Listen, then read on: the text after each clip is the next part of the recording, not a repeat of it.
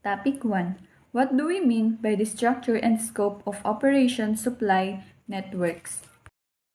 The structure of an operation supply network relates to the shape and form of the network.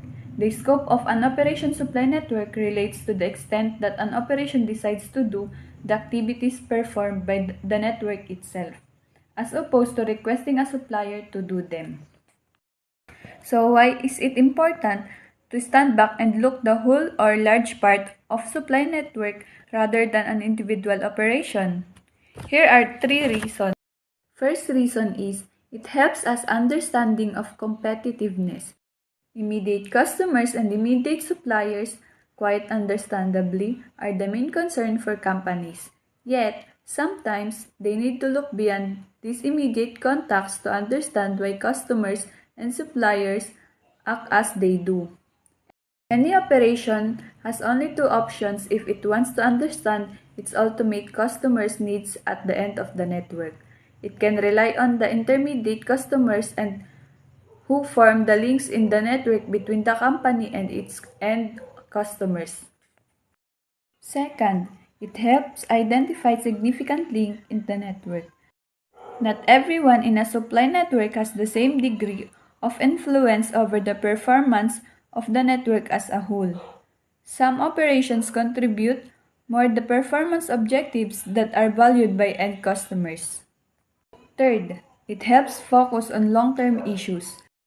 There are times when circumstances render parts of a supply network weaker than its adjacent links.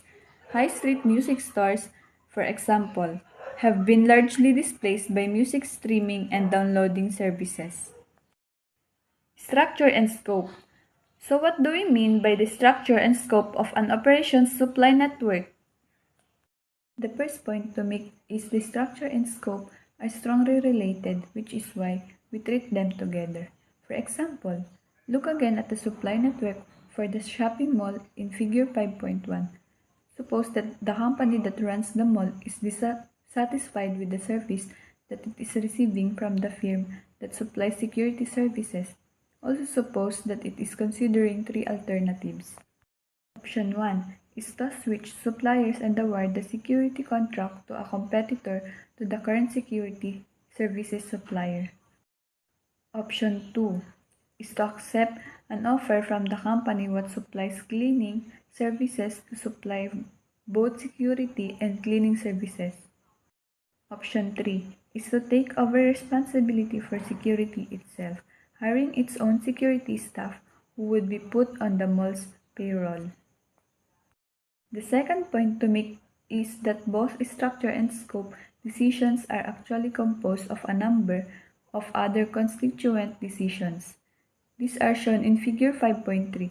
The structure of an operation supply network is determined by 3 sets of decisions. 1. How should the network be configured? 2. What physical capacity should each part of the network have? The long-term capacity decision. 3. Where should each part of the network be located? The location decision. The scope of an operations activity within the network is determined by the 2 decisions. 1. The extent and nature of the operations vertical integration. 2. The nature and degree of outsourcing engaged in. What configuration should a supply network have? Supply chain configuration involves selection of suppliers, parts, processes, and transportation modes at each stage of the supply chain. The selection decisions are made of several alternatives that vary in cost, lead time, and other measures. What are the factors to be considered in supply chain configuration? We have number 1, geographical proximity to customer, server capabilities, landed cost, responsive operation capabilities, and plant disposition abilities to deliver on key performance criteria. Process stage vertical network structure and position in the value flow. What are the main issues involved the configuring a supply chain? The configuration of a supply chain is mainly concerned with the company's entities involved, nodes, where they are level, how our material is provided, supplier network design, how they communicate with each other, information flow, the way in which the final product, and and what is distribution network configuration. We have distribution network configuration number, location and network, mission of suppliers, production facilities, distribution centers, and warehouse cross docks and customers. How does my network supply work? The supply chain network between a company and its suppliers to produce and distribute a specific product to the to the final buyer. What is supply network example? We have a supply network example is cluster of suppliers that assist a business in adding value for customer by manufacturing and delivering products. Topic 3. How much capacity should operations plan to have? The next set of structures decisions concerns the size of capacity of each part of the supply network. A. The optimum capacity level. Most organizations need to decide on the size in terms of capacity of each of their facilities. A chain of truck service centers, for example, might operate centers that have various capacities. The effective cost of running each center will depend on the average service by occupancy. Is a manufacturing rate with the lowest possible cost. When a company is at optimum capacity, it produces the most it can with the smallest amount of cost. B. Being small may have advantages. Although large-scale capacity operations will usually have cost advantages over small units, there are also potentially significant advantages that can be exploited by small-scale operations. Advantage and disadvantage of small business. First, independence. Entrepreneurs are their own bosses. They make the decisions. They choose whom to do business with and what work they will do. Second, financial gain. Entrepreneurship offers a greater possibilities of achieving significant financial rewards than working for someone else. Third, control. It enables one to involve into the total operations of the business, from concerts to design to creation, from sales to business operations to customers' response. Fourth, prestige. It offers the status of being the person in charge. Some entrepreneurs are attracted to the idea of being the boss. In addition, true there is that the prestige or pride of ownership. And next, equity. It gives an individual the opportunity to build equity which can be kept, sold, and passed on the next generation. It's not uncommon for entrepreneurs to own multiple businesses throughout their life. Lastly, opportunity. Entrepreneurships create an opportunity for a person to make a contribution. Disadvantages. Time commitment.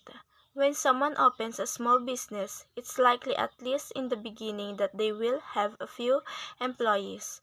Risk. Even if the business has been structured to minimize the risk and liability to the owner, risk can be completely eliminated. Uncertainty.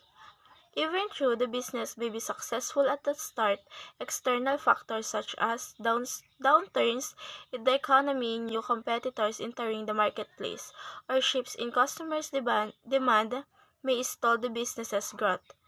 And lastly, financial commitment. Even the smallest of business ventures requires a certain amount of capital to start. They allow businesses to locate near to hotspots that can tap into local knowledge networks. Often, larger companies centralize their research and development efforts. Losing touch with where innovated ideas area generated. They can respond rapidly to regional customers' needs and strengths by basing more than smaller units of capacity close to local markets. They can take advantage of the potential for human resources development by allowing staff a greater degree of local autonomy. Larger scale operations often have longer career paths with fewer opportunities for taking charge. They can explore radically new technologies by acting in the same way of smaller, more entrepreneurial Revile, larger, more centralized development activities are often more bureaucratic than smaller scale agile centers of development. Capacity is introduced generally to lead demand, timing the introduction of capacity in such a way that there is always sufficient capacity to meet forecast demand. Capacity is introduced generally to lag demand, timing the introduction of capacity so that demand is always equal to or greater than capacity.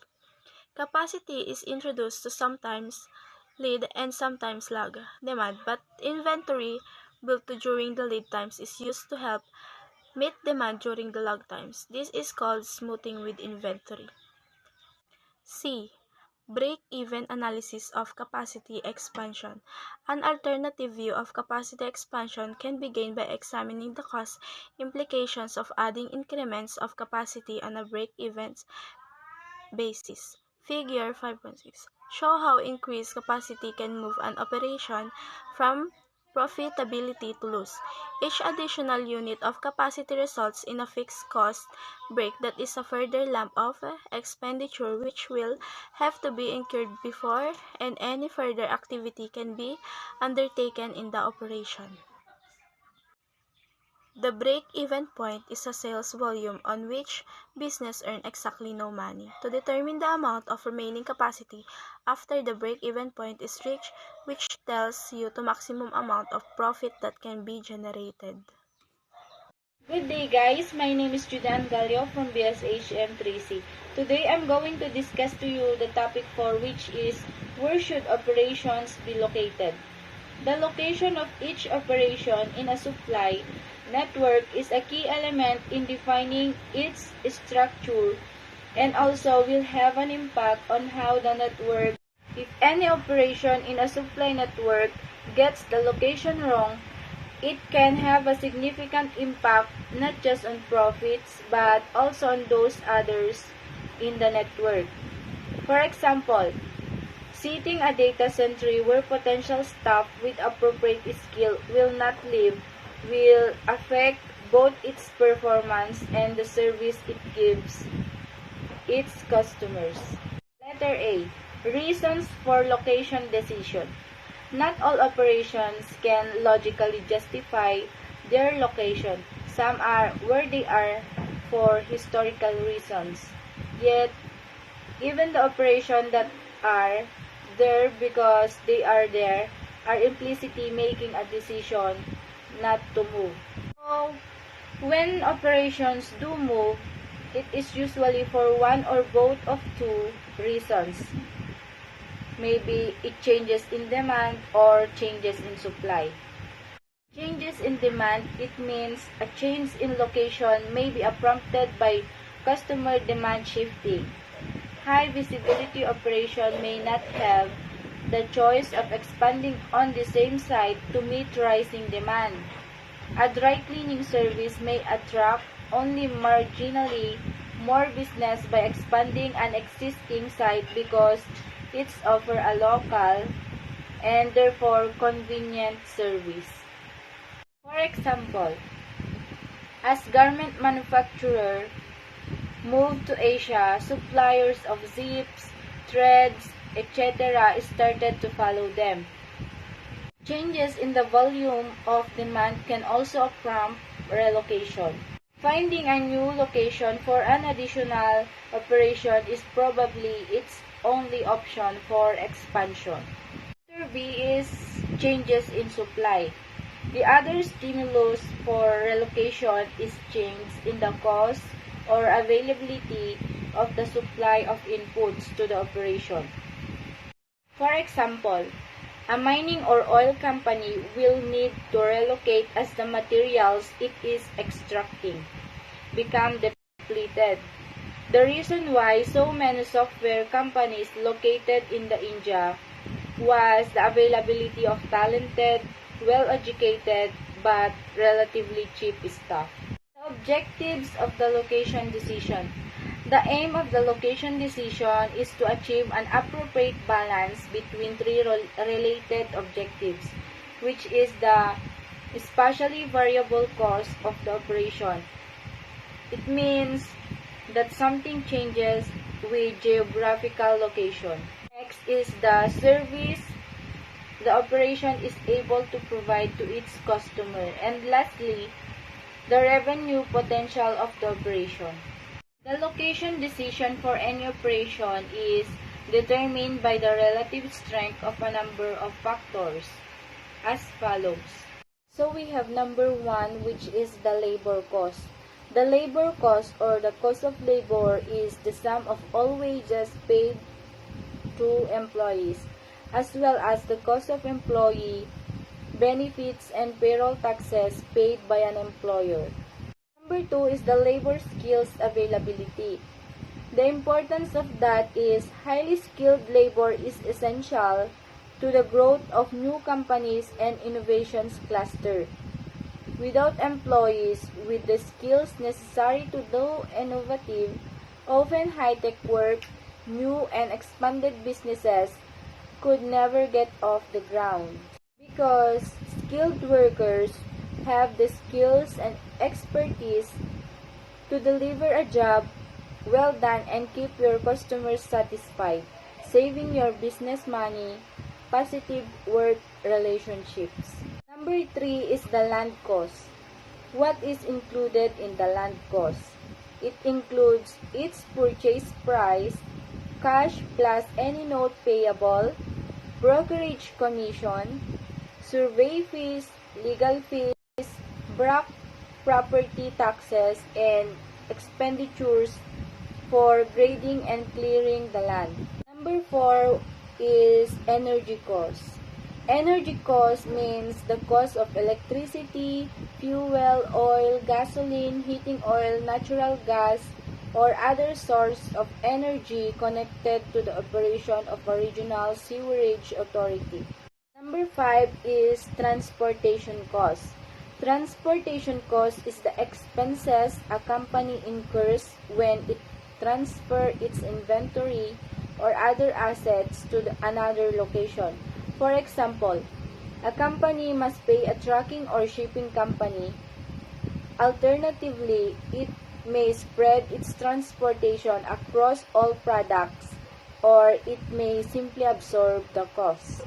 Number 6 is community factors, meaning it measures the prevalence of social and community factors such as social support, life stress, or social capital that epidemiological studies have shown to be related to health.